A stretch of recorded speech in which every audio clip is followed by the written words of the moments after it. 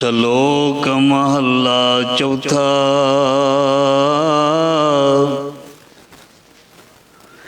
ਹਰ ਸਤ ਨਿਰੰਜਨ ਅਮਰ ਹੈ, ਨਿਰਭਉ ਨਿਰਵੈਰ ਨਿਰੰਕਾਰ। ਜਿਨ ਜਪਿਆ ਇਕ ਮਨ ਇਕ ਚਿਤ, ਤਿਨ ਲੱਥਾ ਹਉਮੈ ਵਾਰ। ਜਿਨ ਗੁਰਮੁਖ ਹਰਿ ਆਰਾਧਿਆ, ਤਿਨ ਸੰਤ ਜਨਾ ਜੈਕਾਰ। ਕੋਈ ਨਿੰਦਾ ਕਰੇ ਪੂਰੈ ਸਤਿਗੁਰ ਕੀ, ਤਿਸਨੂੰ ਫਿਟ ਫਿਟ ਕਹਿ ਸਭ ਸੰਸਾਰ। ਸਤਿਗੁਰ ਵਿੱਚ ਆਪ ਵਰਤਦਾ, ਹਰਿ ਆਪੇ ਰਖਣਹਾਰ। ਧੰਨ ਧੰਨ ਗੁਰੂ ਗੁਣ ਗਾਵਦਾ, ਤਿਸਨੂੰ ਸਦਾ ਸਦਾ ਨਮਸਕਾਰ। ਜਨ ਨਾਨਕ ਕੌਰ ਵਾਰਿਆ, ਜਿਨ ਜਪਿਆ ਸਿਰਜਣਹਾਰ। ਮਹੱਲਾ ਚੌਥਾ। ਆਪੇ ਧਰਤੀ ਸਾਜੀਅਨ, ਆਪੇ ਆਕਾਸ਼। ਵਿੱਚ ਆਪੇ ਜੰਤਿ ਉਪਾਇਨ, ਮੁਖ ਆਪੇ ਦੇ ਗਿਰਾਸ। ਸਭ ਆਪੇ ਆਪ ਵਰਤਦਾ, ਆਪੇ ਹੀ ਗੁਣਦਾਸ। ਜਨ ਨਾਨਕ ਨਾਮ ਧਿਆਏ ਤੂੰ, ਸਭ ਕਿਲਵ ਕੱਟੇ ਤਾਸ ਪੌੜੀ। ਤੂੰ ਸੱਚਾ ਸਾਹਿਬ ਸੱਚ ਹੈ, ਸੱਚ ਸੱਚੇ ਭਾਵੈ। ਜੋ ਤੁਧ ਸੱਚ ਸਲਾਹਿੰਦੇ, ਤਿਨ ਜਮ ਕੰਕਰ ਨੇੜ ਨ ਆਵੈ। ਤਿਨ ਕੈ ਮੁਖ ਦਰ ਉਜਲੈ, ਜਿਨ ਹਰ ਹਿਰਦੇ ਸੱਚਾ ਭਾਵੈ। ਕੂੜਿਆਰ ਪਿਛਾਹਾਂ ਸੱਟੀਅਨ, ਕੂੜ ਹਿਰਦੈ ਮਹਾ। ਕੂੜ ਹਿਰਦੈ ਕਪਟ ਮਹਾ ਦੁਖ ਪਾਵੈ। ਮੋਹ ਕਾਲੈ ਕੂੜਿਆਰੀਆਂ, ਕੂੜਿਆਰ ਕੂੜੋ ਹੋਏ ਜਾਵੈ। ਮੋਹ ਕਾਲੇ ਕੂੜਿਆਰੀਆਂ, ਕੂੜਿਆਰ ਕੂੜੋ ਹੋਏ ਜਾਵੈ। ਆਵੋ ਸਿੱਖ ਸਤਿਗੁਰ ਕੇ ਪਿਆਰੇ ਹੋ, ਗਾਵੋ ਸੱਚੀ ਬਾਣੀ। ਬਾਣੀ ਤਾਂ ਗਾਵੋ ਗੁਰੂ ਕੇਰੀ, ਬਾਣੀਆ ਸਿਰ ਬਾਣੀ। ਜ਼ਰਾ ਜ਼ਹੂਰ ਹਾਜ਼ਰਾ ਹਜ਼ੂਰ, ਸਰੋ ਕਲਾ ਭਰਪੂਰ ਸਮਰੱਥ ਗੁਰੂ। ਲੋਕ ਪਰਲੋਕ ਦੇ ਰੱਖਿਅਕ ਭਗਤ ਵਸ਼ਲ, ਗਿਆਨ ਦਾ ਸਾਗਰ ਸਮਰੱਥ ਗੁਰੂ ਪ੍ਰਤੱਖ ਸਤਿਗੁਰੂ। ਦਸਾਂ ਪਾਤਸ਼ਾਹੀਆਂ ਦੀ ਜੋਤ, ਧੰਨ ਧੰਨ ਸ੍ਰੀ ਗੁਰੂ ਗ੍ਰੰਥ ਸਾਹਿਬ ਮਹਾਰਾਜ ਜੀ ਦੀ ਪਾਵਨ ਪਵਿੱਤਰ ਗੋਦ ਹਜ਼ੂਰੀ ਦੇ ਵਿੱਚ ਗੁਰੂ ਸ਼ਬਦ ਨਾਲ ਜੁੜ ਬੈਠੀ ਸਾਧ ਸੰਗਤ। ਦੇਸ਼ ਪ੍ਰਦੇਸ਼ ਜੁੜ ਰਹੀ ਸਾਧ ਸੰਗਤ, ਧੰਨਤਾ ਦੀ ਯੋਗ ਵਡਭਾਗੇ ਹੋ। ਗੁਰੂ ਮਹਾਰਾਜ ਜੀ ਨੇ ਦਇਆ ਕੀਤੀ ਹੈ, ਜੀਵਨ ਸਵਾਸ ਉਦਮ ਇਸ਼ਨਾਨ ਤੰਦਰੁਸਤੀਆਂ ਦੀ ਦਾਤ ਬਖਸ਼ੀ ਹੈ।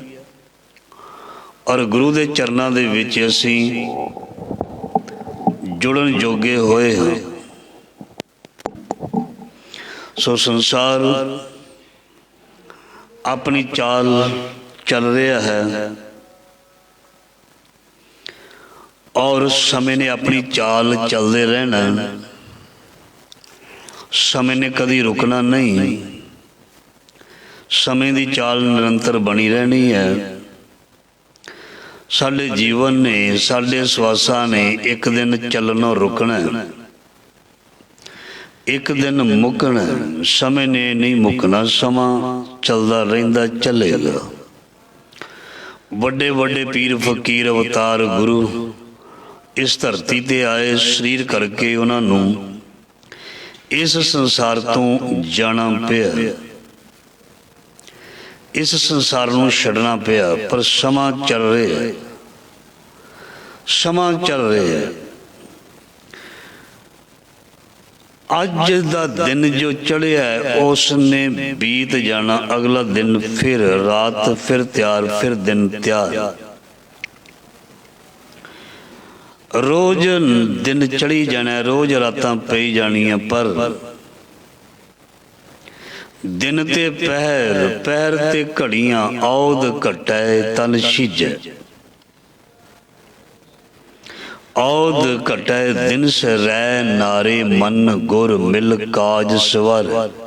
ਸਮਾਂ ਇਹ ਕਹਿੰਦੇ ਠਹਿਰਨ ਜਾਚ ਨਾ ਜਾਣਦਾ, ਤੇ ਇੱਕ ਵਾਰੀ ਲੰਘ ਗਿਆ ਮੁੜਨਾ ਆਉਂਦਾ। ਸੋਚ ਲਈ ਸਮੇਂ ਨੂੰ ਹਮੇਸ਼ਾ ਅਸੀਂ ਸੁਣਦੇ ਹਾਂ, ਆਖਦੇ ਹਾਂ ਸਮਾਂ ਬੜਾ ਬਲਵਾਨ ਹੈ। ਸੋ ਜੇ ਸਮਾਂ ਬਲਵਾਨ ਹੈ ਤੇ ਇਸ ਸਮੇਂ ਨੂੰ ਸਮਝ ਲੈਣਾ ਚਾਹੀਦਾ, ਸਮੇਂ ਨੂੰ ਸਫਲ ਕਰ ਲੈਣਾ ਚਾਹੀਦਾ। ਜਾਂ ਇੰਝ ਕਹਿ ਸਕਦੇ ਹਾਂ, ਸਮੇਂ ਦੀ ਜੋ ਯਾਤਰਾ ਹੈ, ਸਫਲ ਯਾਤਰਾ ਹੈ, ਉਹ ਕਰ ਲੈਣੀ ਚਾਹੀਦੀ। ਸੋ ਗੁਰੂ ਮਹਾਰਾਜ ਜੀ ਦਇਆ ਕਰਨ, ਮਿਹਰ ਕਰਨ, ਸਾਡਾ ਇਹ ਸਮਾਂ ਜਿਹੜਾ ਬਹੁਤ ਪਿਆਰਾ ਬਣ ਜਾਏ। ਤੇ ਗੁਰੂ ਮਹਾਰਾਜ ਜੀ ਦੀ ਬਾਣੀ ਆਖਦੀ ਹੈ ਕਿ ਸਮਾਂ ਸਫਲ ਹੋਈ ਹੈ ਜਿਹੜਾ ਸਾਈਂ ਦੀ, ਪ੍ਰੀਤਮ ਦੀ, ਪਿਆਰੇ ਦੀ ਯਾਦ ਵਿੱਚ ਗੁਜ਼ਰ ਜਾਏ। ਸੋ ਜਿੰਨਾ ਸਮਾਂ ਯਾਦ ਵਿੱਚ ਹੈ ਉਹ ਸਮਾਂ ਸਫਲ ਹੈ। ਜਿਹੜਾ ਪ੍ਰਮਾਤਮਾ ਜਾਂ ਪਰਮੇਸ਼ਰ ਤੋਂ ਬਗੈਰ ਸਮਾਂ ਗੁਜ਼ਰਦਾ, ਉਸ ਨੂੰ ਬਾਣੀ ਵਿੱਚ ਲਿਖਿਆ ਉਹ ਸਮਾਂ ਬੇਅਰਥ ਹੈ। ਉਹਦੇ ਲਈ ਬੜੀ ਪਿਆਰੀ ਪੰਕਤੀ ਅਸੀਂ ਰੋਜ਼ ਸ਼ਾਮ ਨੂੰ ਪੜ੍ਹਦੇ ਹਾਂ, ਨਿਤਨੇਮੀ ਜਿਹੜੇ ਨੇ। ਅਵਰ ਕਾਜ ਤੇਰੇ ਕਿਤੇ ਨਾ ਕਾਮ, ਮਿਲ ਸਾਧ ਸੰਗਤ ਭਜ ਕੇਵਲ ਨਾਮ। ਸੋ ਜਿੰਨੇ ਵੀ ਅਸੀਂ ਕਾਰਜ ਕਰਦੇ ਹਾਂ, ਕਰਦੇ ਤੇ ਸਮੇਂ ਦੇ ਵਿੱਚ ਹੀ ਆ। ਜੇ ਸਾਡੇ ਪਾਸ ਸਮਾਂ ਹੈ ਤੇ ਤਾਂ ਹੀ ਕਾਰਜ ਕਰਦੇ ਹਾਂ। ਫਿਰ ਮਹਾਰਾਜ ਜੀ ਕਹਿੰਦੇ ਉਹ ਕਾਰਜ, ਉਹ ਸਮਾਂ ਬੇਅਰਥ ਹੈ ਜਿਹੜਾ ਸਮਾਂ ਉਸ ਦੀ ਯਾਦ ਵਿੱਚ ਨਾ ਗੁਜ਼ਰੇ। ਸੋ ਸਾਨੂੰ ਕਲੀਅਰ ਕਰ ਦਿੱਤਾ, ਸਫਲ ਮੂਰਤ ਸਫਲਾ ਘੜੀ, ਜਿਤ ਸੱਚੇ ਨਾਲ ਪਿਆਰ। ਸੋ ਗੁਰੂ ਮਹਾਰਾਜ ਮਿਹਰ ਕਰਦੇ ਹਨ, ਸਾਨੂੰ ਸਫਲ ਸਮਾਂ ਬਖਸ਼ਦੇ ਨੇ। ਸੋ ਆਓ ਗੁਰੂ ਜੀ ਦਇਆ ਕਰਨ, ਮਿਹਰ ਕਰਨ।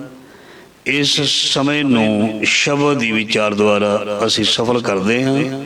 ਸ਼ਬਦ ਦੀਆਂ ਪੰਕਤੀਆਂ ਅਸੀਂ ਸਰਵਣ ਕੀਤੀਆਂ, ਬੜੀਆਂ ਪਿਆਰੀਆਂ ਪੰਕਤੀਆਂ।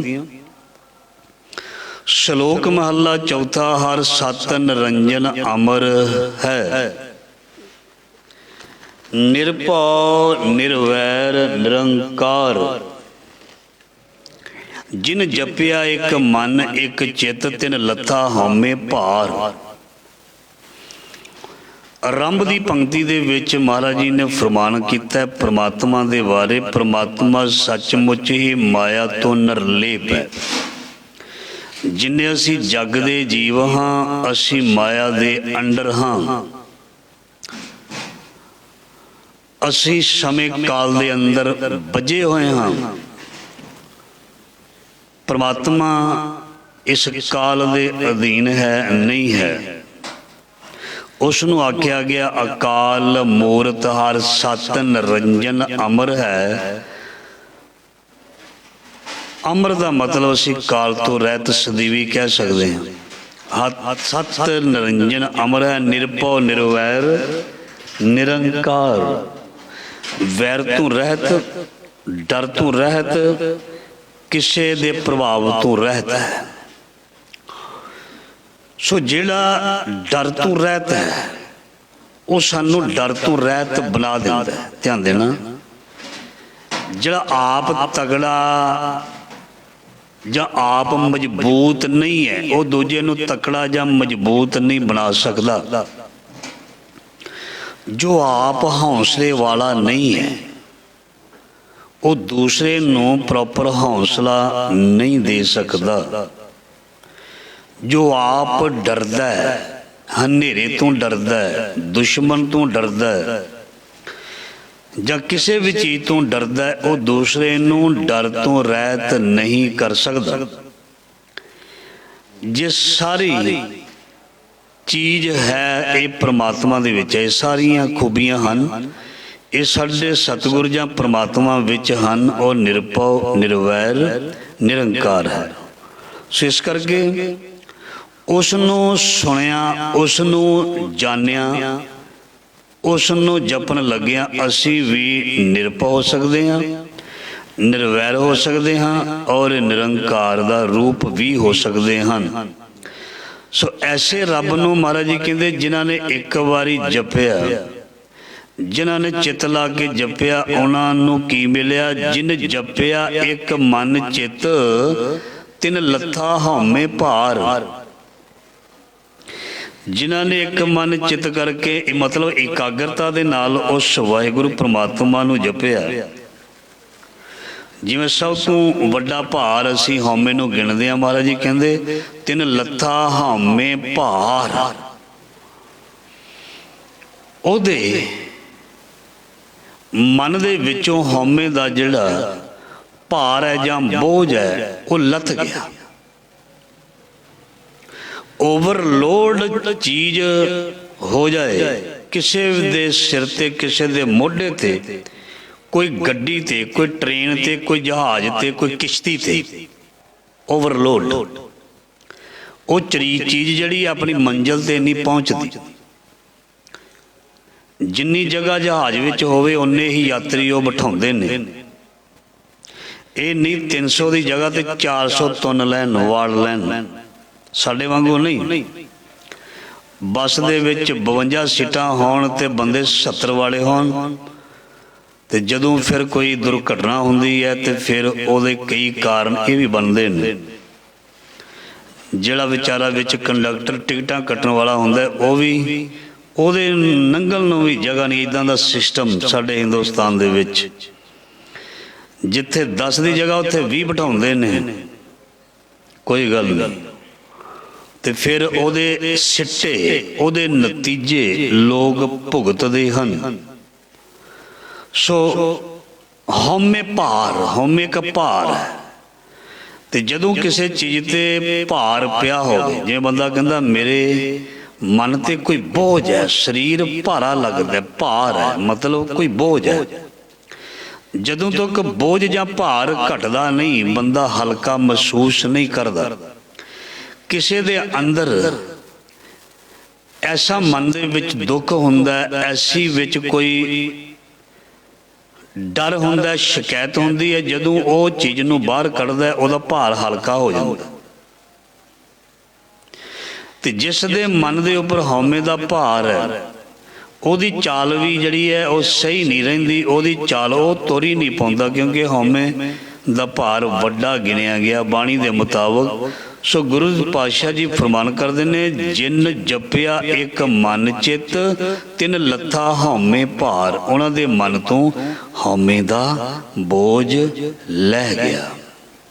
ਜਦੋਂ ਹਉਮੈ ਚਲੀ ਗਈ ਤੇ ਫਿਰ ਮਹਾਰਾਜ ਜੀ ਕਹਿੰਦੇ ਫਿਰ ਉਸਨੇ ਆਉਣਾ ਹੀ ਆਉਣਾ, ਉਸਨੇ ਆਉਣਾ ਹੀ ਆਉਣਾ। ਜਦੋਂ ਸਾਡੇ ਘਰ ਦਾ ਕਮਰਾ ਮਿੱਟੀ ਘੱਟੇ ਨਾਲ ਭਰਿਆ ਸੀ, ਡਰਾਇੰਗ ਰੂਮ ਖਾਸ ਕਰਕੇ ਜਿੱਥੇ ਗੈਸਟ ਬਹਿੰਦੇ ਸੀ, ਉਹਨੂੰ ਚੰਗੀ ਤਰ੍ਹਾਂ ਜਾਲੇ ਲਾਏ, ਮਿੱਟੀ ਘੱਟਾ ਸਾਫ਼ ਕੀਤਾ, ਉਹਨੂੰ ਰੰਗ ਰੋਗਨ ਕੀਤਾ, ਉਹਨੂੰ ਟਾਈਲਾਂ ਲਵਾਤੀਆਂ, ਉਹਨੂੰ ਸੀਲਿੰਗ ਕਰਾ ਦਿੱਤੀ ਤੇ ਫਿਰ ਉਸ ਨੂੰ ਸ਼ਿੰਗਾਰ ਦਿੱਤਾ, ਸੋਹਣਾ ਬਣਾ ਦਿੱਤਾ। ਤੇ ਫਿਰ ਅਸੀਂ ਕਹਿੰਦੇ ਹੁਣ ਅਸੀਂ ਇਹ ਰੂਮ ਨੂੰ ਸਪੈਸ਼ਲ ਰੱਖਣਾ, ਇੱਥੇ ਗੈਸਟ ਬਿਠਾਉਣੇ ਨੇ ਤੇ ਉਹ ਫਿਰ ਆ ਕੇ ਦੇਖਣਗੇ ਤੇ ਸਾਡੀ ਪ੍ਰਸ਼ੰਸਾ, ਸਾਡੀ ਵਡਿਆਈ ਕਰਨਗੇ। ਮਤਲਬ ਉੱਥੋਂ ਸਭ ਮਿੱਟੀ ਘੱਟਾ ਗੰਦ ਮੰਦ ਚੱਕਣਾ ਪਿਆ, ਫਾਲਤੂ ਚੀਜ਼ਾਂ ਉਠਾਉਣੀਆਂ ਪਈਆਂ। ਡਰਾਇੰਗ ਰੂਮ ਦੇ ਵਿੱਚ ਕੋਈ ਆਟੇ ਵਾਲੇ ਜਾਂ ਕਣਕ ਵਾਲੇ ਡਰਮ ਨਹੀਂ ਰੱਖਦਾ, ਧਿਆਨ ਦੇਣਾ, ਪ੍ਰਮਾਣ ਬੜੇ ਪਿਆਰੇ ਨੇ।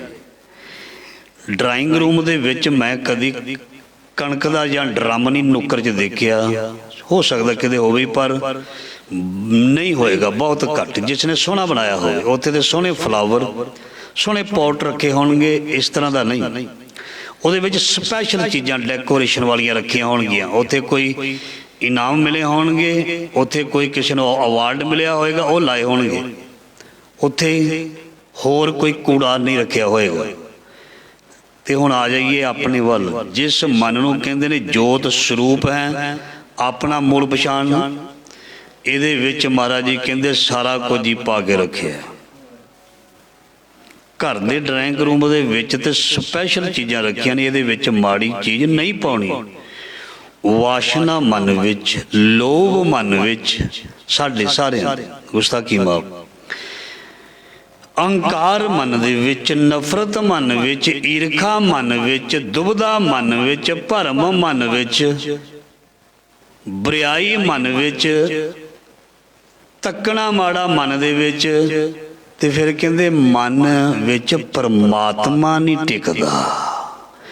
ਪਰਮਾਤਮਾ ਸਾਡੇ ਅੰਦਰ ਪ੍ਰਗਟ ਨਹੀਂ ਹੁੰਦਾ, ਪਰਮਾਤਮਾ ਸਾਨੂੰ ਦਿਸਦਾ ਨਹੀਂ।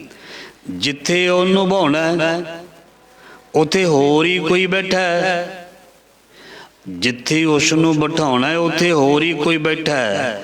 10 ਕੁਰਸੀਆਂ ਹੋਣ ਡਰਾਇੰਗ ਰੂਮ ਦੇ ਵਿੱਚ, 10 ਫੁੱਲ ਹੋਣ, 11ਵਾਂ ਬੰਦਾ ਦੇਖ ਕੇ ਬਾਹਰ ਹੀ ਬਹਿ ਜਾਂਦਾ ਲੌਬੀ 'ਚ, ਕਹਿੰਦਾ ਕੋਈ ਗੱਲ ਨਹੀਂ ਤੁਸੀਂ ਬੈਠੋ।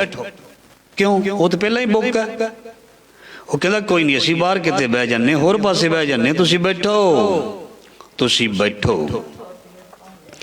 ਤੇ ਜਿਸ ਮਨ ਦੇ ਵਿੱਚ ਸਾਧ ਸੰਗਤ ਜੀ ਇੰਨਾ ਕੁਛ ਪਿਆ ਹੋਵੇ, ਛੁਪਿਆ ਹੋਵੇ, ਇੰਨਾ ਕੁਝ ਪਿਆ ਹੋਵੇ, ਇੰਨਾ ਕੁਝ ਛੁਪਿਆ ਹੋਵੇ, ਉਸ ਮਨ ਦੇ ਵਿੱਚ ਪਰਮ ਪਿਤਾ ਪਰਮਾਤਮਾ ਕਿਵੇਂ ਆ ਕੇ ਟਿਕ ਸਕਦਾ ਜਾਂ ਬਹਿ ਸਕਦਾ? ਉਹ ਵੀ ਨਹੀਂ ਬੈਠੇਗਾ। ਜਾਂ ਹੋਰ ਇੱਕ ਛੋਟੀ ਜਿਹੀ ਉਦਾਹਰਨ ਲੈ ਲੈਂਦੇ, ਸਿੰਪਲ ਜੀ, ਪਤਾ ਲੱਗ ਜਾਏਗਾ। ਜਿਸ ਚੇਅਰ ਤੇ ਅਸੀਂ ਬੈਠਣਾ, ਉਸ ਚੇਅਰ ਦੇ ਉੱਪਰ ਕੋਈ ਮਿੱਟੀ ਘੱਟਾ ਪਿਆ ਹੋਵੇ ਜਾਂ ਕੋਈ ਗੰਦਗੀ ਪਈ ਹੋਵੇ, ਸਵਾਲ ਨਹੀਂ ਪੈਦਾ ਹੁੰਦਾ। ਸੋਹਣੇ ਕੱਪੜੇ ਲੀੜੇ ਪਾਏ ਹੋਣ, ਬੰਦਾ ਉੱਥੇ ਬਹਿ ਜਾਏ, ਉਹ ਖੜਾ ਹੋਣਾ ਪਸੰਦ ਕਰੇਗਾ ਪਰ ਬੈਠੇਗਾ ਨਹੀਂ। ਉਹ ਕਹੇਗਾ ਚੇਅਰ ਕੁਰਸੀ ਸਾਫ਼ ਨਹੀਂ, ਇਹਨੂੰ ਧੋਵੋ, ਇਹਨੂੰ ਸਾਫ਼ ਕਰੋ ਤਾਂ ਬੈਠਾਂਗਾ। ਤੇ ਜਦੋਂ ਪ੍ਰਮਾਤਮਾ ਨੇ ਸਾਡੇ ਹਿਰਦੇ ਰੂਪੀ ਗ੍ਰਹਿ ਦੇ ਵਿੱਚ ਪ੍ਰਵੇਸ਼ ਕਰਨਾ, ਉਹ ਵੀ ਸਾਡੇ ਮਨ ਨੂੰ ਦੇਖਦਾ ਹੈ ਵੀ ਇਹਦਾ ਮਨ ਜਿਹੜਾ ਹੈ ਮੈਨੂੰ ਬਿਠਾਉਣ ਦੇ ਲਈ ਤਿਆਰ ਹੈ। ਜਦ ਮਹਾਰਾਜ ਜੀ ਆਉਂਦੇ ਨੇ ਸਾਡੇ ਗ੍ਰਹਿ ਵਿੱਚ, ਹਿਰਦੇ ਰੂਪੀ ਘਰ ਵਿੱਚ, ਜਦੋਂ ਉਹ ਦੇਖਦੇ ਨੇ ਮਨ ਮੈਲੇ, ਸਭ ਕਿਛ ਮੈਲਾ, ਮੈਂ ਹੁਣ ਦਾਵਾ ਕਰੀ ਜਾਵਾਂ ਮੈਂ ਤੇ ਜੀ ਇਸ਼ਨਾਨ ਭੰਨਦਾ ਹੀ ਨਹੀਂ, ਰੋਜ਼ ਕਰਦਾ, ਰੋਜ਼ ਕਰੀਦਾ, ਕੋਈ ਦਿਨ ਛੱਡੀਦਾ ਨਹੀਂ। ਇਹ ਪ੍ਰਾਪਤੀ ਨਹੀਂ ਹੈ, ਇਹ ਕੋਈ ਬਹੁਤੀ ਪ੍ਰਾਪਤੀ ਨਹੀਂ ਹੈ, ਇਹ ਕੋਈ ਵੱਡਾ ਕਾਰਜ ਨਹੀਂ ਹੈ। 42 ਲੱਖ ਜੀ ਜਲਮੈ ਹੋਤੇ, ਉਹਦੇ ਵਿੱਚ ਰਹਿੰਦੇ ਨੇ। ਸਾਚਾ ਨਾਵਨ ਗੁਰ ਕੀ ਸੇਵਾ, ਪੂਜੋ ਰਾਮ ਏਕ ਹੀ ਦੇਵਾ, ਸਾਚਾ ਨਾਵਨ, ਸੱਚਾ ਨਹਾਉਣ ਕਿਹੜਾ ਹੈ? ਗੁਰ ਕੀ ਸੇਵਾ। ਗੁਰੂ ਦੀ ਸੇਵਾ ਹੱਥਾਂ ਨਾਲ ਵੀ ਹੈ, ਸੁਣਨ ਨਾਲ ਵੀ ਹੈ, ਸੁਣਾਉਣ ਨਾਲ ਵੀ ਹੈ। ਇਸ ਕਰਕੇ ਮਨ ਮੈਲੇ, ਸਭ ਕੁਛ ਮੈਲਾ, ਤਨ ਧੋਤੇ, ਮਨ ਅੱਛਾ ਨਾ ਹੋ। ਗੁਰੂ ਦੇ ਸਿੰਘ ਜੰਗਲਾਂ ਚ ਰਹਿੰਦੇ ਸੀ, ਪੀਣ ਨੂੰ ਪਾਣੀ ਨਹੀਂ ਮਿਲਦਾ ਸੀ, ਉਦੋਂ ਇਸ਼ਨਾਨ ਕਿੱਥੇ, ਕੋਈ ਬਿਰਲਾ ਕੋਈ ਖੂਹ ਪਿੰਡ ਵਿੱਚ ਇੱਕ ਦੋ ਹੁੰਦਾ ਸੀ, ਜਾਂ ਦੂਰ ਦੂਰ, ਬੜੀ ਦੂਰ ਦੂਰ ਨਦੀਆਂ ਦਰਿਆਵਾਂ ਤੇ ਲੋਕੀ ਡਿਪੈਂਡ ਸਨ। ਇਹਦਾ ਮਤਲਬ ਹੈ ਮਹਾਰਾਜ ਜੀ ਨੇ, ਇਹਦਾ ਮਤਲਬ ਇਹ ਨਹੀਂ ਵੀ ਕੋਈ ਇਹ ਕਹੇ ਵੀ ਉਹ ਨਹਾਉਣਾ ਹੀ ਛੱਡ ਦਈਏ, ਨਹੀਂ, ਇਸ਼ਨਾਨ ਵੀ ਕਰਨਾ, ਪਰ ਅੱਛਾ ਤੇ ਸੱਚਾ ਇਸ਼ਨਾਨ। ਨਹਾਉਣਾ ਕਿਸ ਨੂੰ ਕਿਹਾ, ਉਹ ਬਾਣੀ ਦੇ ਵਿੱਚ ਦੱਸ ਰਹੇ ਨੇ। ਮਤਲਬ ਵਿਚਾਰ ਚੱਲੀ ਹੈ ਵੀ ਮਨ ਤੇ ਬੋਝ, ਮਨ ਦਾ ਮੈਲਾਪਨ, ਜੇ ਇਹ ਬਣਿਆ ਰਹੇਗਾ, ਪ੍ਰਮਾਤਮਾ ਭਾਵੇਂ ਜਿੰਨੇ ਮਰਜ਼ੀ ਅਸੀਂ ਜਨਮ ਆਉਂਦੇ ਰਹੀਏ, ਉਹ ਨਹੀਂ ਆਏਗਾ, ਉਹ ਨਹੀਂ ਬੈਠੇਗਾ। ਜਿਸ ਦਿਨ ਸਾਡਾ ਮਨ ਸਾਫ਼ ਹੋ ਗਿਆ, ਉਸ ਦਿਨ ਹੀ ਪ੍ਰਮਾਤਮਾ ਨੇ ਆ ਕੇ ਸਾਡੇ ਘਰ ਵਿੱਚ ਬਹਿ ਜਾਣਾ, ਉਸੇ ਦਿਨ ਹੀ ਉਹਨੇ ਰੰਗ ਬਖੇਰ ਦੇਣਾ। ਸੋ ਪੰਕਤੀਆਂ ਚੱਲ ਰਹੀਆਂ ਬੜੀਆਂ ਪਿਆਰੀਆਂ। ਜਿਨ ਜਪਿਆ ਇੱਕ ਮਨ ਇੱਕ ਚਿੱਤ, ਤਿਨ ਲੱਥਾ ਹਉਮੈ ਪਾਰ, ਜਿਨ ਗੁਰਮੁਖ ਹਰਿ ਆਰਾਧਿਆ, ਤਿਨ ਸੰਤ ਜਨਾ ਜੈਕਾਰ। ਮਹਾਰਾਜ ਜੀ ਕਹਿੰਦੇ ਉਹਨਾਂ ਨੂੰ ਵਡਿਆਈ ਮਿਲਦੀ ਹੈ, ਰੱਬ ਦੇ ਪਿਆਰਿਆਂ ਨੂੰ, ਸਾਧੂਆਂ ਨੂੰ, ਸਾਧਿਆਂ ਨੂੰ, ਗੁਰਮੁਖਾਂ ਨੂੰ, ਜਿਨ੍ਹਾਂ ਨੇ ਪ੍ਰਮਾਤਮਾ ਨੂੰ ਯਾਦ ਕੀਤਾ, ਪ੍ਰਮਾਤਮਾ ਦਾ ਸਿਮਰਨ ਕੀਤਾ, ਜਾਂ ਪ੍ਰਮਾਤਮਾ ਦੇ ਨਾਲ ਜੁੜੇ ਹੋਏ ਨੇ। ਕੋਈ ਨਿੰਦਾ ਕਰੇ ਪੂਰੇ ਸਤਿਗੁਰ ਕੀ, ਤਿਸ ਨੂੰ ਫਿੱਟ ਫਿੱਟ ਕਹੇ ਸਭ ਸੰਸਾਰ। ਮਹਾਰਾਜ ਜੀ ਕਹਿੰਦੇ ਜੇ ਕੋਈ ਰੱਬ ਦੀ, ਸਤਿਗੁਰ ਦੀ ਜਾਂ ਸਤਿਗੁਰ ਦੇ ਪਿਆਰਿਆਂ ਦੀ ਨਿੰਦਾ ਕਰਦਾ, जे कोई निंदा करे पूरे सतगुर की, इत्थे दा मतलब केवल वो सतगुर नहीं जिहड़े 10 पातशाहियां वाले सतगुर है। बाणी केवल 10 सतगुरां वास्ते नहीं है। महाराज जी ने सतगुरु तो उसनों भी कह दिता, जिस मिलिए मन होए आनंद सो सतगुर कहिए, हर का सेवक सो हर जिहा। गुरसिखा अंदर सतगुरु वरते, कोई भी गुर दा सिख है वह भी सतगुर दा रूप है। इस करके ओदी भी निंदा, ओदी भी बुराई कोई निंदा करे पूरे सतगुर की, तिसनू फिट फिट कहे सब संसार। एक दिन उस बंदे नू महाराज जी कहंदे फटकारा मिलदियां ने जग वालों भी ते रब वालों भी। ध्यान देना, बंदे दी शख्सियत किवें उभरदी है, बड़ी प्यारी विचार इहदे नाल जुड़ी है। असी अपनी शख्सियत दा उभार करना है। साडे मुख दे जिहड़े बोल है वही साडी शख्सियत उभारनगे। जे असी बहुत ही प्यारे बोल बोलांगे, चाहे रब प्रति चाहे किसी प्रति, सामने वाला बंदा उस तो प्रभावित हो जाता है। जे कोई बंदा किसी नवे बंदे नूं मिले उहदे सामने एवें ही बोली जावे, किसी दे बारे गलत गल्लां करी जाए, उहदे बारे पता लग जाता भी ये बंदा किसी काम दा नहीं। उहदी शख्सियत उहदे बोलां तो झलक गई भी ये जिहड़ा बंदा इत्थे एवें बोली जाता है, पहली बार मैनूं मिलिआ, ये एवें किसी दूसरे की गल करी जाता है, गलत मत करी जाता है, निंदिया करी जाता है। ओदी शख्सियत वो बंदा जान लेगा भी ये बंदा जे अज मेरे को बैठ के इत्थे करदा, जे पहला किसी को मिलता होएगा इसकी आदत इदां दी होएगी, ओदी शख्सियत खत्म नहीं। तो जदों किसी को कोई बह के बहुत अच्छी गल करेगा, बड़ी सियाणी गल करेगा, जिवें आम तुसीं सुणदे हो, घट बोलेगा और जरूरी गल करेगा, वो बंदा जिहड़ा वो सियाणा प्रगट हुंदा है, ਉਹਦੀ शख्सियत का उभार ਹੁੰਦਾ है। इस करके अपने आप ਨੂੰ जे किसी ने सियाणा कहाउणा तो ਉਹਦੇ बोल दसणगे, ਉਹਦੀਆਂ हरकतां दसणगीਆਂ भी ਇਹ सियाणा ਜਾਂ गालड़ी है ਜਾਂ फुकरापन पता लगता भी ਜਾਂ ਇਹ ਆਪਣੀਆਂ ਐਵੇਂ ਗੱਲਾਂ मार के अपने आप ਨੂੰ कुछ साबित करना चाहुंदा। सो पता लगता सियाणे बंदे समझ आते हैं। सो गुरु महाराज जी फरमान करते हैं, फिट फिट कहे सब संसार। जदों कोई किसी की बुराई करता, किसी की निंदिया करता, महाराज जी कहते उसनूं फटकारा मिलदियां हन हर पासियों, गुरु तो परमात्मा तो जां जग तो भी फटकारा मिलदियां हन। सो चंगे बंदे की चंगियाई एक दिन उहदे जान तो बाद भी सामने आउंदी है, और एक दिन दुनिया नूं कहना पैंदा भी ये इंसान बहुत चंगा सी, भावें उहदे जिउंदे जी उसनूं ना कहण, पर जदों सियाणे लोग पड़चोल करते हैं, जदों सियाणे लोग परखते हैं, तो फिर पता लग जाता नहीं भी ये इंसान, ये रब दा बंदा बहुत अच्छा सी, बहुत ठीक सी। जिस सच्चाई दे नाल विचार करनगे तां सतगुर विच आप वरतदा हर आपे रखण हार। सतगुर विच आप वरतदा हर आपे रखण हार। पातशाह जी कहंदे जिहड़ा कोई ऐसी किसी की बुराई करदा जां ऐसी किसी की निंदिया करदा, ओहदा कोई भी कुछ बिगड़ नहीं सकदा। हर आपे रखण हार ते परमात्मा आप ही उसकी इज्जत पत रखिया करदा। मतलब उसनूं चढ़दी कला बख्शदा। धन धन गुरु गुण गावदा, तिसनूं सदा सदा नमस्कार। जो परमात्मा के गुण गाउंदा रहिंदा, महाराज जी कहंदे उहदे अगे सदा सीस झुकाउणा चाहीदा, उहदे अगे सदा सीस नवाउणा चाहीदा। सीस नवाउण दा मतलब ये नहीं भी उहदे अगे लम्मा पै के मत्था टेक देना, नहीं, मतलब उहनूं सत्कार देना चाहिए। ਉਹਦੇ ਨਾਲ बोलना ਜਿਹੜਾ बहुत ਵਧੀਆ, ਉਹਦੇ ਨਾਲ जो गल करनी है बड़ी सोच समझ के इस नूं कहंदे ने उस दी सत्कार करनी, उस दी इज्जत करनी, उस दी रिस्पैक्ट करनी। किसी नूं उच्ची आवाज़ विच बोल के, किसी नूं रफ बोल के कोई गल करनी, ਉਹਦਾ सत्कार नहीं, ਉਹਦੀ इंसल्ट है। ਕਿਸੇ ਨੂੰ ਹੱਥ ਜੋੜ ਕੇ, ਕਿਸੇ ਨੂੰ ਪ੍ਰੇਮ ਦੇ ਨਾਲ ਠੀਕ ਬੁਲਾਉਣਾ ਜਾਂ ਉਹਦੇ ਨਾਲ ਕੋਈ ਰੂਬਰੂ ਹੋ ਕੇ ਗੁਫ਼ਤਗੂ ਕਰਨੀ, ਉਹ ਮਹਾਰਾਜ ਜੀ ਕਹਿੰਦੇ ਉਹਦਾ ਸਤਿਕਾਰ ਹੈ।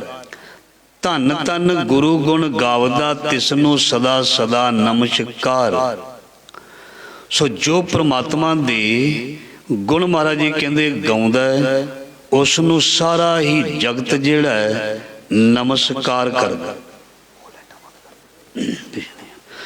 ਜਨ ਨਾਨਕ ਤਿਨ ਕੋ ਵਾਰਿਆ, ਜਿਨ ਜਪਿਆ ਸਿਰਜਨਹਾਰ।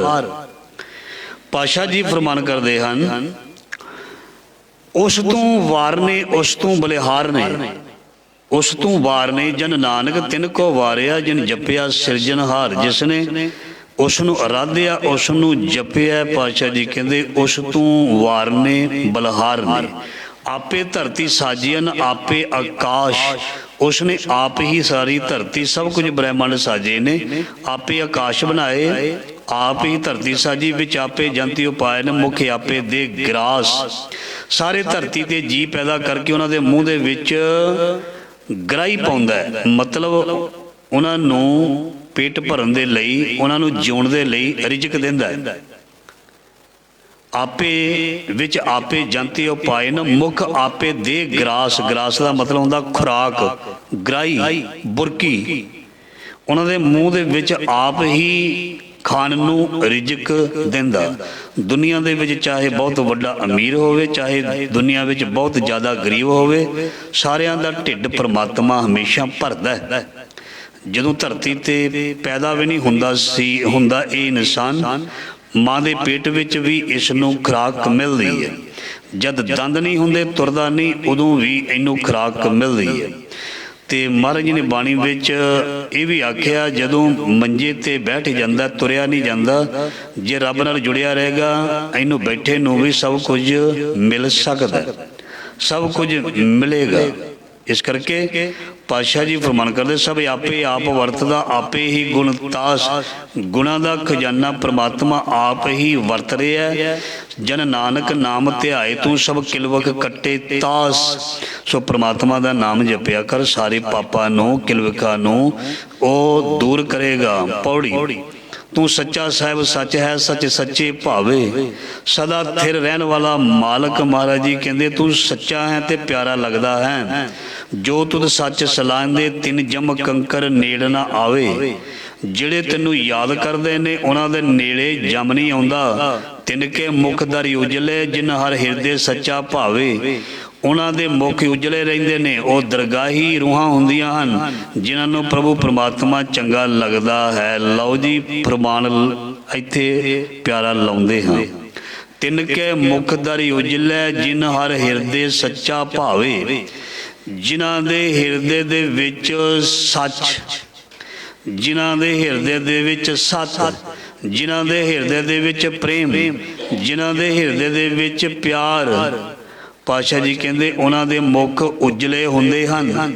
ਉਜਲੇ ਦਾ ਮਤਲਬ ਇਹ ਨਹੀਂ ਵੀ ਉਹਨਾਂ ਦਾ ਚਿਹਰਾ ਕੋਈ ਕਾਲਾ ਹੁੰਦਾ ਤੇ ਸਾਫ਼ ਹੋ ਜਾਂਦਾ, ਉਹਨਾਂ ਦਾ ਚਿਹਰਾ ਕੋਈ ਸਾਫ਼ ਹੋ ਜਾਂਦਾ, ਬਾਹਰਲੀ ਚਿਹਰੇ ਦੀ ਗੱਲ ਨਹੀਂ ਕੀਤੀ। ਮਤਲਬ ਉਜਲੇ ਦਾ ਮਤਲਬ ਉਹ ਪ੍ਰਵਾਨ ਹੋ ਜਾਂਦੇ ਨੇ।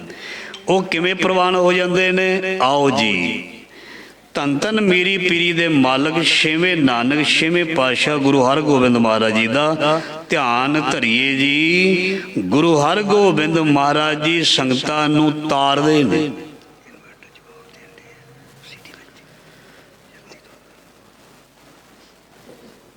ਗੁਰੂ ਹਰਗੋਬਿੰਦ ਮਹਾਰਾਜ ਜੀ ਸੰਗਤਾਂ ਨੂੰ ਤਾਰਦੇ ਹਨ। ਸੰਗਤਾਂ ਦਰਸ਼ਨ ਕਰਦੀਆਂ ਹਨ ਤੇ ਚਲੀਆਂ ਜਾਂਦੀਆਂ ਹਨ। ਸੰਗਤਾਂ ਦਰਸ਼ਨ ਕਰਦੀਆਂ ਤੇ ਚਲੀਆਂ ਜਾਂਦੀਆਂ ਹਨ। ਇੱਕ ਮੁਸਲਮਾਨ ਫਕੀਰ ਆ ਗਿਆ, ਪੰਕਤੀ ਆਈ ਹੈ, ਤਿੰਨ ਕੇ ਮੁਖ ਦਰ ਉਜਲੇ, ਜਿਨ ਹਰ ਹਿਰਦੇ ਸੱਚਾ ਭਾਵੈ। ਉਹਨਾਂ ਦੇ ਮੁਖ ਉਜਲੇ ਕਿਵੇਂ ਹੁੰਦੇ ਨੇ, ਪ੍ਰਵਾਨ ਕਿਵੇਂ ਹੁੰਦੇ ਨੇ? ਇਹ ਪ੍ਰਵਾਨ ਰਾਹੀਂ ਅਸੀਂ ਵਿਚਾਰ ਕਰਦੇ ਹਾਂ, ਫਿਰ ਸਮਾਪਤੀ ਕਰਦੇ ਹਾਂ। ਗੁਰੂ ਹਰਗੋਬਿੰਦ ਮਹਾਰਾਜ ਜੀ ਤਾਰ ਰਹੇ ਨੇ ਸੰਗਤਾਂ ਨੂੰ। ਸਿੱਖ ਕਹਿੰਦੇ ਨੇ ਇੱਕ ਕੋਈ ਮੁਸਲਮਾਨ ਫਕੀਰ ਆਇਆ। ਮਹਾਰਾਜ ਜੀ ਕਹਿੰਦੇ ਆਇਆ ਤੇ ਉਹਨੂੰ ਆਣ ਦਿਓ। ਉਹ ਮਸਤੀ ਬੜੀ ਸੀ ਉਹਦੇ ਵਿੱਚ, ਮਤਲਬ ਮਸਤਾਨਾ ਸੀ, ਰੱਬ ਦੇ ਨਾਲ ਜੁੜਿਆ ਹੋਇਆ ਸੀ। ਉਹਨੂੰ ਪਤਾ ਲੱਗਿਆ ਸੀ ਗੁਰੂ ਨਾਨਕ ਦੀ 6ਵੀਂ ਜੋਤ ਜਿਹੜੀ ਹੈ ਇਹ ਅੱਲਾ ਹੈ, ਇਹ ਅੱਲਾ ਦਾ ਨੂਰ ਰੱਬ ਹੈ। ਤੇ ਮੈਂ ਜਿਸ ਅੱਲਾ ਨੂੰ ਮਿਲਣਾ ਚਾਹੁੰਦਾ ਜਾਂ ਮੈਂ ਅੱਲਾ ਦੇ ਨਾਲ ਜੁੜਿਆ ਤੇ ਫਿਰ ਮੈਂ ਉਸ ਅੱਲਾ ਦੇ ਦਰਸ਼ਨ ਉਹਨਾਂ ਰਾਹੀਂ ਕਰ ਲੈਂਦਾ ਹਾਂ। ਮਹਾਰਾਜ ਜੀ 6ਵੇਂ ਪਾਤਸ਼ਾਹ ਦੇ ਸਾਹਮਣੇ ਜਾ ਕੇ ਕਹਿੰਦੇ, ਮਹਾਰਾਜ ਕਹਿੰਦੇ ਹਾਂ ਫਕੀਰ ਜੀ ਕੀ ਗੱਲ ਹੈ, ਕੀ ਚਾਹੁੰਦੇ ਹੋ? ਮਹਾਰਾਜ ਜੀ ਪਹਿਲਾਂ ਪੁੱਛਦੇ ਨੇ ਤੇਰਾ ਨਾਮ ਕੀ ਹੈ? ਕਹਿੰਦਾ ਜੀ ਮੇਰਾ ਨਾਮ ਹੈ ਜਾਨੀ ਖਾਂ। ਤੇ ਫਿਰ ਕਹਿੰਦੇ ਤੂੰ ਚਾਹੁੰਦਾ ਕੀ ਹੈ? ਕਹਿੰਦੇ ਜਾਨੀ ਕੋ ਜਾਨੀ ਮਿਲਾ ਦੋ, ਜਾਨੀ ਕੋ ਜਾਨੀ ਮਿਲਾ ਦੋ। ਮਹਾਰਾਜ ਜੀ ਕਹਿੰਦੇ ਵੀ ਜਾ ਭਾਈ ਘਰ ਨੂੰ। ਸਿੱਧਾ ਕੋਈ ਜਾ ਕੇ ਇੱਥੇ ਆ ਕੇ ਸਾਨੂੰ ਕਹੇ ਭਾਈ ਸਾਹਿਬ ਜੀ ਸਾਨੂੰ ਵੱਡਾ ਗਿਆਨ ਦੇ ਦਿਓ, ਰੱਬ ਨੂੰ ਮਿਲਾ ਦਿਓ, ਕਦੀ ਉਹ ਪਹਿਲਾਂ ਆਇਆ ਹੀ ਨਾ ਹੋਵੇ, ਕਦੀ ਉਹ ਮਿਲਿਆ ਨਾ ਹੋਵੇ ਤੇ ਸਾਡੇ ਕੋਲ ਆ ਕੇ ਕਵੇ ਬ੍ਰਹਮ ਗਿਆਨ ਕੀ ਹੁੰਦਾ ਹੈ, ਦਰਗਾਹ ਕੀ ਹੁੰਦੀ, ਬੈਕੁੰਠ ਕੀ ਹੁੰਦਾ ਹੈ, ਰੱਬ ਦਾ ਰੂਪ ਕੀ ਹੁੰਦਾ ਹੈ, ਰੱਬ ਕਿਵੇਂ ਦਾ ਲੱਗਦਾ। ਜੇ ਕੋਈ ਸਾਨੂੰ ਪਹਿਲੀ ਵਾਰੀ ਮਿਲ ਕੇ ਪੁੱਛੇ ਅਸੀਂ ਕਦੀ ਵੀ ਨਹੀਂ ਦੱਸਾਂਗੇ, ਅਸੀਂ ਕਵਾਂਗੇ ਵੀ ਭਾਈ ਰੁਕ, ਪਹਿਲਾਂ ਆ ਬਹਿ ਸੁਣ ਦੇਖ ਮਹਿਸੂਸ ਕਰ, ਕੁਝ ਅੰਦਰ ਪਿਆਸ ਜਗਾ ਫਿਰ ਤੈਨੂੰ ਦੱਸਾਂਗੇ। ਇਹ ਜਾਨੀ ਖਾਂ ਪਹਿਲੀ ਵਾਰੀ ਆ ਕੇ ਕਹਿੰਦਾ ਨਿਰੰਕਾਰ ਜੀ ਜਾਨੀ ਕੋ ਜਾਨੀ ਮਿਲਾ ਦੋ, ਹੈ ਤੇ ਰੱਬ ਦੀ ਰੂਹ ਸੀ। ਮਹਾਰਾਜ ਜੀ ਨੂੰ ਵਾਰ-ਵਾਰ ਕਹੀ ਜਾਂਦਾ। ਮਹਾਰਾਜ ਜੀ ਦਾ ਕੌਤਕ ਦੇਖੋ ਸੱਚੇ ਪਾਤਸ਼ਾਹ ਦਾ। ਸਿੱਖਾਂ ਨੂੰ ਕਹਿੰਦੇ ਇਹਨੂੰ ਬਾਹਰ ਛੱਡਿਓ, ਇਹਨੂੰ ਬਾਹਰ ਕਰਕੇ ਆਓ, ਇਹਨੂੰ ਬਾਹਰ ਭੇਜੋ। ਉਹਨੂੰ ਬਾਹਰ ਛੱਡ ਕੇ ਆਏ, ਉਹ ਫਿਰ ਆ ਕੇ ਕਹਿੰਦਾ ਜਾਨੀ ਕੋ ਜਾਨੀ ਮਿਲਾ ਦੋ। ਮਹਾਰਾਜ ਜੀ ਕਹਿੰਦੇ ਇਹਨੂੰ ਧੱਕੇ ਮਾਰੋ, ਬਾਹਰ ਕੱਢੋ। ਇਸ ਤਰ੍ਹਾਂ ਹੀ ਹੋਇਆ। ਤੇ ਕੁਝ ਸਿੱਖ ਕਹਿੰਦੇ ਮਹਾਰਾਜ ਤੁਸੀਂ 6ਵੇਂ ਪਾਤਸ਼ਾਹ ਤੇ ਤੁਸੀਂ ਆ ਕੀ ਕਰਦੇ ਪਏ ਹੋ? ਆ ਹੀ ਜਾਂਦਾ, ਸਾਡੇ ਮਨ ਵਿੱਚ ਆ ਜਾਏਗਾ। ਜਦੋਂ ਅਸੀਂ ਇੱਥੇ ਬੈਠੇ ਹਾਂ, ਮੈਂ ਤੁਹਾਨੂੰ ਕੋਈ ਇੱਦਾਂ ਦਾ ਬੋਲ ਬੋਲਾ, ਤੁਸੀਂ ਕਹੋ ਲਓ ਇਹ ਭਾਈ ਸਾਹਿਬ ਬੋਲਦੇ ਕਿੱਦਾਂ ਨੇ, ਧਿਆਨ ਦੇਣਾ ਇਹ ਕਿਵੇਂ ਹੈ। ਪਰ ਗੁੱਝੀਆਂ ਰਮਜ਼ਾਂ ਨੂੰ ਅਗੰਮ ਦੇ ਅਗੰਮ ਨੂੰ ਕੌਣ ਜਾਣਦਾ ਵੀ ਇਹ ਕੀ ਬੋਲਦਾ? ਸਾਨੂੰ ਲੱਗਦਾ ਵੀ ਇਹਨਾਂ ਨੇ ਗਲਤ ਬੋਲਿਆ, ਪਰ ਉਹਦੇ ਵਿੱਚ ਕੀ ਛੁਪਿਆ ਉਹ ਤੇ ਰੱਬ ਜਾਣਦਾ ਜਾਂ ਉਹ ਜਾਣਦੇ ਨੇ। ਗੁਰੂ ਕਦੀ ਕਿਸੇ ਨੂੰ ਇਹਦਾ ਬਾਹਰ ਨਹੀਂ ਕੱਢਦਾ। ਪਰ ਧਿਆਨ ਦੇਣਾ, ਜਿਹੜਾ ਨਾ ਸਟੂਡੈਂਟ ਬੜਾ ਖਾਸ ਹੁੰਦਾ ਟੀਚਰ ਦਾ, ਜਦੋਂ ਉਹਨੂੰ ਮਹਾਰਾਜ ਜੀ ਨੇ ਤਾਂ ਚੱਕਣਾ ਹੁੰਦਾ ਨਾ, ਟੀਚਰ ਨੇ ਉਹਨੂੰ ਜ਼ਰੂਰ ਪੁੱਛਦਾ ਵੀ ਤੂੰ ਅੱਜ ਇਹ ਚੀਜ਼ ਕਿਉਂ ਨਹੀਂ ਕੀਤੀ। ਉਹਦਾ ਖਿਆਲ ਬੜਾ ਰੱਖਿਆ ਜਾਂਦਾ। ਉਹਨੂੰ ਕਈ ਵਾਰ ਸਜ਼ਾ ਵੀ ਦੇ ਦਿੱਤੀ ਜਾਂਦੀ ਹੈ, ਤੂੰ ਕਿਉਂ ਪਿੱਛੇ ਰਹਿ ਗਿਆ, ਤੈਨੂੰ ਤੇ ਮੈਂ ਗਾਂਹ ਪਹੁੰਚਾਉਣਾ, ਤੈਨੂੰ ਤੇ ਮੈਂ ਅੱਗੇ ਕਰਨਾ। ਇਸ ਕਰਕੇ ਸਾਧ ਸੰਗਤ ਜੀ ਪਰਚਾ ਵੀ ਉਹਦਾ ਹੀ ਪੈਂਦਾ ਜਿਹਨੂੰ ਮਹਾਰਾਜ ਜੀ ਨੇ ਆਪਣੇ ਨਾਲ ਲਾਉਣਾ ਹੁੰਦਾ ਹੈ। ਜਿਹਨੂੰ ਧੁਰ ਦਰਗਾਹ ਪਹੁੰਚਾਉਣਾ ਹੁੰਦਾ ਹੈ ਨਾ, ਉਹਨੂੰ ਮਹਾਰਾਜ ਜੀ ਪਰਚੇ ਪਾ ਦਿੰਦੇ ਨੇ, ਉਹਨੂੰ ਦੁੱਖ ਦੇ ਦਿੰਦੇ ਨੇ, ਉਹਨੂੰ ਤਕਲੀਫ ਦੇ ਦਿੰਦੇ, ਕਿਉਂਕਿ ਉਹਦਾ ਸਮਾਂ ਆ ਜਾਂਦਾ ਹੈ। ਦੇਖੋ 1 ਸਾਲ ਬੱਚਾ ਪੜ੍ਹਦਾ ਤੇ 15 ਦਿਨਾਂ ਦੇ ਵਿੱਚ ਪੇਪਰ ਲਗਭਗ ਹਫ਼ਤੇ ਵਿੱਚ ਹੋ ਜਾਂਦੇ ਨੇ, ਕਿਉਂਕਿ ਉਹ ਪੇਪਰ ਜਿਹੜੇ ਨੇ ਉਹ ਇੱਕ ਆਖਰੀ ਪੜਾਅ ਹੈ। ਇਹ ਜੇ ਦੁੱਖ ਕਸ਼ਟ ਜਾਂ ਨਰਾਦਰੀ, ਧਿਆਨ ਦੇਣਾ, ਇਹ ਆਖਰੀ ਪੜਾਅ ਹੈ, ਪਹੁੰਚਣ ਵਾਲੀ ਹੁੰਦੀ ਹੈ ਉਹ ਰੂਹ ਉੱਥੇ। ਮਹਾਰਾਜ ਜੀ ਕਹਿੰਦੇ ਇਹਨੂੰ ਭਜਾਓ, ਉਹ ਬਾਹਰ ਚਲ ਗਿਆ।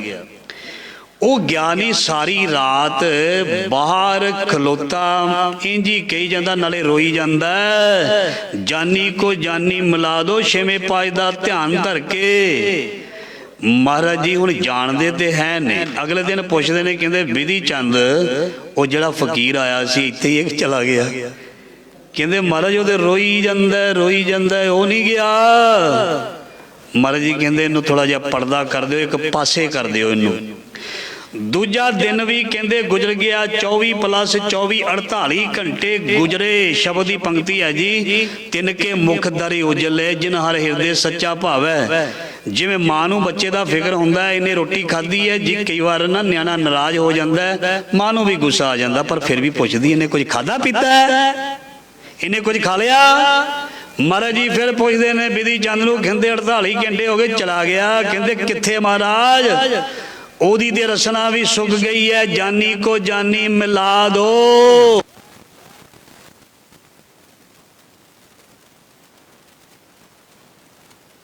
ਉਹਦੀਆਂ ਤੇ ਜਿਹੜੀਆਂ ਅੱਖੀਆਂ ਨੇ, ਉਹਦੀਆਂ ਤੇ ਜਿਹੜੀਆਂ ਅੱਖੀਆਂ ਨੇ, ਸ਼ੱਟ ਬੰਦ ਕਰ, कोई नहीं हो जाता।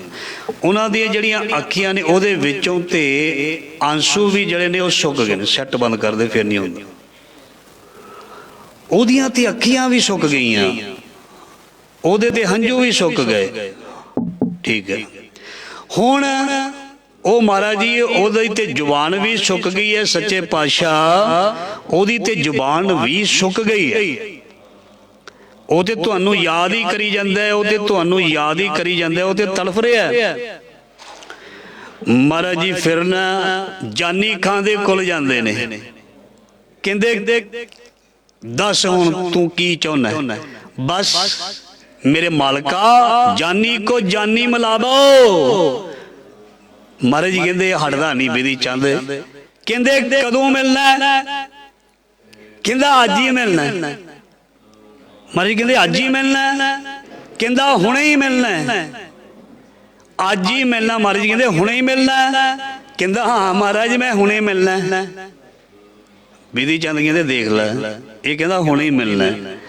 ते सच्चे पातशाह छेवें पातशाह जी कहते जानी खां नूं जे मिलना है ना, ओ सामने दरिया है। महाराज जी कहते जा छाल मार, जाके जा छाल मार। ते जानी खां जिहड़ा सी उहने सुट्टी अपनी लोई परां, हवा दे नाल जां हवा गल्लां करदी आ, बाहर नेरी वगदी, इदां दौड़िया दरिया वाल दौड़िया। ते महाराज जी ने कहते जा जाके छाल मार दे। महाराज जी कहते वो बिधी चंद ने मार देनी है। पता लग जाता है नकली दा ते असली दा पता लग जाता है। जिसने बचन मनना वो एकदम मन लेंदा है, जिन्हें नहीं मनना वो इधर उधर ही घूमी जाता है। किसी ने कोई गल कहो ना, जिन्हें मनना एकदम उठ के तुर पेगा, जिन्हें नहीं मनना वो देखेगा भी उन्होंने कह देना, उन्होंने कह देना, उन्होंने कह देना। ऐदा गल्लां नहीं बनदियां। महाराज जी कहते जे उसनों मिलना है, जानी नूं मिलना है, ते फिर जा जाके छाल मार दरिया च। ते जदों भज के दौड़ा ही गया, इन्नी स्पीड उन्हें फड़ी, वो महाराज जी कहते बिधी चंद दौड़ो ये पिछे, इन्हें वाकई छाल मार देनी। वो दौड़ा गया ते उस जानी खां फकीर ने छाल मार दी। भाई बिधी चंद दे होर सिख नाल होके मारी छाल, उन्होंने उस फकीर नूं बाहर कढ के लियांदा। हुक्म मनिए होवे प्रवान तां खसमे का महल पाए सी, खसमे भावे सो करे मनो चिंदा चिंदिया सो फल पाए सी। तां दरगे पैदा जाए सी, पंक्ति चल रही है आखिरी, तिनके मुख दर उजले जिन हर हिरदे सच्चा भावे। ते ओनू फड़ के ना गुरु हरगोबिंद छेवें पातशाह को ले आंदा। समाप्ति है, उन्होंने छेवें पातशाह को ले आंदा। महाराज जी कहंदे ओ जानी हुण देख इधर, हुण पक्का कर दिता ना, भांडे नूं पक्का करता महाराज जी ने। हुण परख कर लई, हुण महाराज जी ने देख लिया भी ये बचन मनन वाला है ते तोड़ पहुंचा होया। महाराज जी कहते देख इधर मेरे वाल वेख। आहा मेरी पीरी छेवें नानक वाल जदों जानी खां ने तकिया ते महाराज जी ने फिर जलवा दिखा दिता। जे सौ चंदा उगवे सूरज चढ़े हजार, इते चानन होंदिया गुरबिन घोरे अंधार। जद जानी खां ने, क्योंकि जिसनों तू जना है सोई जन जान। गुरु ग्रंथ साहब नूं ते असीं रोज देखते हैं, महाराज भी सानूं रोज देखदा। असल दे विच किदन जनाएगा पता नहीं, वो किदन दी घड़ी होनी है। गुरु नानक नूं रोज मिलदियां ने संगतां, पर गुरु नानक ने कदों किसे नूं वो चीज देनी है जिन्नों प्रकाश कहंदे ने, जिन्नों ज्ञान कहंदे ने, जिन्नों सतगुर दी कृपा कहंदे ने। वो घड़ियां दा पता कोई नहीं कदों मिल जानियां। सानू भी नहीं पता भी कदों रंग लग जाना है, कदों ओदी झलक पै जानी है। ते जानी खां कहंदा जदों छेवें पातशाह जी दे मुखड़े वल तकिया, कहंदा अल्लाह अल्लाह अल्लाह। कहंदे ओ आई अल्लाह, आई मेरा परवरदिगार है, मैनू दीदार हो गए। महाराज जी ने दीदार करा दिते, महाराज जी ने दर्शन करा दिते। मेरी पीरी दे मालक दे विच ही जानी खां ने अल्लाह नूं देख लिया। तिनके मुखदर उजलै जिन हर हिरदे सच्चा भावै। महाराज जी कहते ਉਹਦਾ ਹਿਰਦਾ ਸੱਚਾ ਸੀ, ਉਹਦੇ ਅੰਦਰ ਕੋਈ ਦੁਈ ਦਵੈਤ ਭਰਮ ਨਹੀਂ ਸੀ। ਉਹ ਮੁਸਲਮਾਨ ਹੋ ਕੇ ਕਹਿ ਸਕਦਾ ਸੀ ਮੈਂ ਤੇ ਕਿਸੇ ਪੀਰ ਫਕੀਰ ਦੇ ਜਾ ਕੇ ਉਹਨੂੰ ਮਿਲਾਂ, ਇਹਦਾ ਧਰਮ ਹੋਰ, ਇਹਦੀ ਵੇਸ਼ ਭੂਸ਼ਾ ਹੋਰ, ਇਹਨਾਂ ਦੇ ਬਸਤਰ ਕਿੱਦਾਂ ਦੇ, ਮੇਰੇ ਨਾਲ ਮੈਚ ਨਹੀਂ ਖਾਂਦੇ, ਮੈਂ ਮੁਸਲਮਾਨ ਇਹ ਸਿੱਖ, ਇਹਦੇ ਵਿੱਚੋਂ ਅੱਲਾ ਕਿਵੇਂ ਪ੍ਰਗਟ ਹੁੰਦਾ ਹੈ। ਤੇ ਫਿਰ ਦਸ਼ਮੇਸ਼ ਪਿਤਾ ਦੇ ਵਿੱਚ ਵੀ ਦੀਦਾਰ ਹੋ ਗਏ ਸੀ ਪੰਡਤ ਜੀ ਨੂੰ। ਗੁਰੂ ਨਾਨਕ ਦੇ ਰੂਪ ਦੇ ਵਿੱਚ ਪਤਾ ਨਹੀਂ ਕਿੰਨਿਆਂ ਨੇ ਦੀਦਾਰ ਕੀਤੇ ਸੀ। ਮਹਾਰਾਜ ਜੀ ਕਹਿੰਦੇ ਜਿਹਨੂੰ ਵੇਖਣਾ ਚਾਹੋ ਵੇਖ ਸਕਦੇ ਹੋ, ਇਹ ਤੁਹਾਡੀ ਆਪਣੀ ਮਰਜ਼ੀ ਹੈ, ਕਿਉਂਕਿ ਉਹ ਪਰਮਾਤਮਾ ਇੱਕ ਹੈ, ਉਹ ਪਰਮਾਤਮਾ ਦੋ ਨਹੀਂ ਹੈ। ਕੋਈ ਬੋਲੇ ਰਾਮ ਰਾਮ, ਕੋਈ ਖੁਦਾਏ, ਕੋਈ ਸਿਵਾ ਗੁਸਈਆਂ, ਕੋਈ ਅੱਲਾ ਹੈ। ਅਸੀਂ ਲਫ਼ਜ਼ ਤਿਆਰ ਕੀਤੇ ਨੇ, ਪਰਮਾਤਮਾ ਇੱਕ ਹੈ। ਤੇ ਜਦੋਂ ਜਾਨੀ ਅੱਖਾਂ ਨੇ ਤੱਕਿਆ ਮਹਾਰਾਜ ਜੀ ਨੂੰ ਭਾਵਨਾ ਦੇ ਨਾਲ ਤੇ ਦਰਸ਼ਨ ਦੀਦਾਰ ਹੋ ਗਏ। ਸਿੱਖਾਂ ਨੂੰ ਬੇਨਤੀ ਕੀਤੀ, ਮਹਾਰਾਜ ਜੀ ਕਹਿੰਦੇ ਉਹ ਅੰਦਰ ਪਿਆਰ ਜਗਾਓ ਤੇ ਰੱਬ ਐਦਾਂ ਮਿਲਦਾ। ਇਹ ਨਹੀਂ ਵੀ ਮੈਂ ਇੰਨੇ ਚਿਰ ਦਾ, ਮੈਨੂੰ ਤੇ 20 ਸਾਲ ਹੋ ਗਏ ਸਵੇਰੇ ਉੱਠਦਿਆਂ ਨੂੰ, ਹੋ ਸਕਦਾ ਹੈ ਕੋਈ ਪਹਿਲੇ ਦਿਨ ਹੀ ਬਾਜੀ ਮਾਰ ਜਾਏ, 2 ਦਿਨਾਂ 'ਚ ਹੀ ਲੈ ਜਾਏ ਉਹ ਚੀਜ਼, ਧਿਆਨ ਦੇਣਾ। ਹੋ ਸਕਦਾ ਹੈ ਕੋਈ 2 ਸਾਲ ਵਾਲਾ ਪਿੱਛੇ ਰਹਿ ਜਾਏ, ਹੋ ਸਕਦਾ ਹੈ ਕੋਈ ਜਿਹੜਾ ਅੱਜ ਆਇਆ ਉਹ ਅੱਜ ਹੀ ਲੈ ਜਾਏ। ਸਮਾਂ ਹੋ ਗਿਆ, ਇਤਿਹਾਸ ਭਰਿਆ, ਜਿਹੜੇ ਪਿੱਛੋਂ ਆਏ ਉਹ ਪਹਿਲਾਂ ਲੈ ਗਏ, ਜਿਹੜੇ ਪਹਿਲੇ ਬੈਠੇ ਸੀ ਉਹ ਪਿੱਛੇ ਰਹਿ ਗਏ। ਇਹਦੇ ਜਿਸ ਦਿਨ ਅੰਦਰ ਭਾਵਨਾ ਬਣ ਗਈ, ਚਾਹੇ ਕੋਈ ਪਹਿਲਾਂ ਦਾ ਚਾਹੇ ਕੋਈ ਨਵਾਂ, ਉਹਨੇ ਪ੍ਰਵਾਨ ਹੋ ਜਾਣਾ। ਆਖਰੀ ਪੰਕਤੀਆਂ, ਕੂੜਿਆਰ ਪਿਸ਼ਾਚ ਸੱਟੀਆਂ ਨੂੰ ਕੂੜ ਹਿਰਦੇ ਕਪਟ ਮਾਂ ਦੁਖ ਪਾਵੇ। ਮਹਾਰਾਜ ਜੀ ਕਹਿੰਦੇ ਝੂਠ ਦਾ ਵਪਾਰ ਕਰਨ ਵਾਲੇ ਕਪਟੀ ਮਹਾਰਾਜ ਜੀ ਕਹਿੰਦੇ ਹਮੇਸ਼ਾ ਪਿੱਛੇ ਰਹਿ ਜਾਂਦੇ ਨੇ। ਮੂੰਹ ਕਾਲੇ ਕੁੜਿਆਰੀਆਂ, ਕੂੜਿਆਰ ਕੂੜੋ ਹੋਏ ਜਾਵੇ। ਸਮਾਂ ਨਹੀਂ ਕੁੜਿਆਰ ਦੀ ਤੁਹਾਡੇ ਨਾਲ ਵਿਚਾਰ ਕੀਤੀ ਜਾਵੇ। ਕੂੜਿਆਰਾਂ ਦੇ ਦਰਗਾਹ ਦੇ ਵਿੱਚ ਮੂੰਹ ਕਾਲੇ ਹੁੰਦੇ ਨੇ ਔਰ ਉਹਨਾਂ ਦਾ ਨਿਤਾਰਾ ਜਿਹੜਾ ਬੜਾ ਚੰਗੀ ਤਰ੍ਹਾਂ ਕੀਤਾ ਜਾਂਦਾ ਹੈ। ਮਹਾਰਾਜ ਜੀ ਕਹਿੰਦੇ ਥਾਉ ਨਾ ਪਾਇਨ ਕੂੜਿਆਰ ਚੁਨ ਵੱਖ ਕੱਢੇ ਜੇ ਜਮਾਲਿਆ। ਕੂੜਿਆਰ ਦਾ ਮਤਲਬ ਝੂਠੇ ਵੀ ਹੁੰਦੇ ਨੇ, ਫਰੇਬੀ ਵੀ ਹੁੰਦੇ ਨੇ। ਉਹਨਾਂ ਨੂੰ ਜਿਵੇਂ ਅਸੀਂ ਦਾਲ ਦੇ ਵਿੱਚੋਂ ਰੋੜੂ ਕੱਢਦੇ ਆ ਨਾ, ਜਿਹੜਾ ਉਹਨੂੰ ਕਹਿੰਦੇ ਨੇ, ਕੋਈ ਵੀ ਪੱਥਰ ਜਿਹਾ ਹੁੰਦਾ ਉਹਨੂੰ ਕੱਢ ਕੇ ਸਾਈਡ ਤੇ ਰੱਖ ਦਿੰਦੇ ਆ, ਉਹਨੂੰ ਪਰਾਂ ਕੱਢ ਕੇ ਰੱਖ ਦਿੰਦਾ। ਏਦਾਂ ਹੀ ਚੁਣ ਵੱਖ ਕੱਢੇ ਜੇ ਜਮਾਲਿਆ, ਜਿਵੇਂ ਮਾੜੀ ਚੀਜ਼ ਨੂੰ ਫਲਾਂ ਦੀ ਟੋਕਰੀ ਦੇ ਵਿੱਚੋਂ ਕੱਢ ਕੇ ਪਰੇ ਰੱਖ ਦਿੱਤਾ ਜਾਂਦਾ। ਇਸੇ ਤਰ੍ਹਾਂ ਜਿਹੜੇ ਝੂਠੇ ਹੁੰਦੇ ਨੇ, ਫਰੇਬੀ ਹੁੰਦੇ ਨੇ, ਦਿਖਾਵੇ ਵਾਲੇ ਹੁੰਦੇ ਨੇ, ਉਹਨਾਂ ਨੂੰ ਕੱਢ ਕੇ ਮਹਾਰਾਜ ਜੀ ਕਹਿੰਦੇ ਬਾਹਰ ਰੱਖ ਦਿੱਤਾ ਜਾਂਦਾ। ਇਹ ਸੀ ਅੱਜ ਦੇ ਸ਼ਬਦ ਦੀ ਵਿਚਾਰ। ਵਾਹਿਗੁਰੂ ਜੀ ਕਾ ਖਾਲਸਾ, ਵਾਹਿਗੁਰੂ ਜੀ ਕੀ ਫਤਿਹ।